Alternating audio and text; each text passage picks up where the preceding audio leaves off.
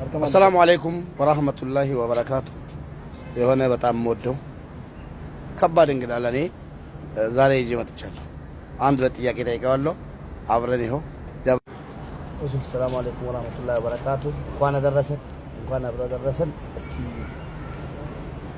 وعليكم السلام ورحمة الله وبركاته. نبي እንኳን አብረን ደረሰን። ማሻአላህ እዚህ መጥተህ ስላገኘህ በጣም ደስ ብሎኛል። እኔም በጣም ደስ ብሎኛል ወላሂ።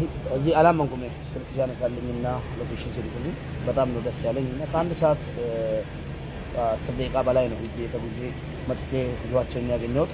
በጣም የምወደው የአላህ መንገድ ወንድሜ ነው። በጣም ነው የምወደው፣ በጣም ነው የማከብረው። እስኪ አንድ ለማስታወሻ መቼም አንተ ጋር ነው አንተ ስም ነው የምንውለው። እስኪ አንድ ነገር አንድ ጥያቄ ላስቸግርህ።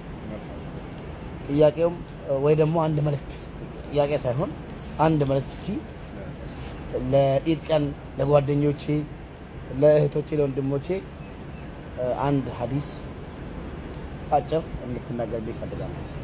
መርሐባ እንኳን ያደረሳችሁ የሙቤ ቤተሰቦች፣ ጓደኞች ሁሉ። እንግዲህ ዛሬ እንደምታውቁት የኢድ ቀን የበዓል ቀን ነው።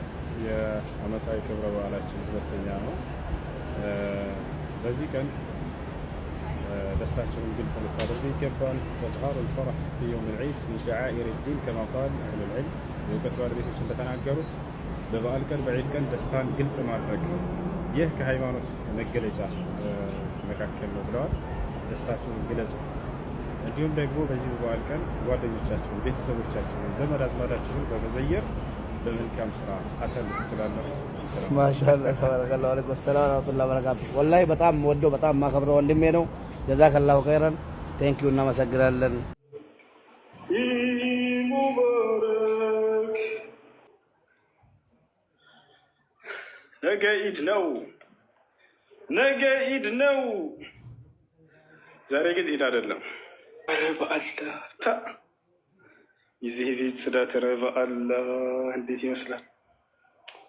አሳያችሁ ነበር። ችግሩ ቤታችሁን እንዳትሉ ትፈራለሁ። ይሄን አይታችሁ ይሄን ጽዳት እዚህ ቤት ውስጥ ነው እንደምኖረው ብላችሁ በነዴት ቤታችሁን ብታፈራርሱት ማን አስጠያቂ?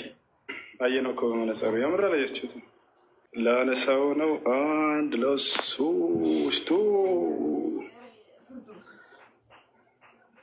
ኢንሻአላህ ይሄን ከ6 ወር በኋላ ምናምን አነሳሳዋለሁ ኢንሻአላህ። አመት ድረስ አትቆዩ ለመጽዳት። አብዛኛው ሰው ለምንድን ነው አመት ድረስ የምቆዩት?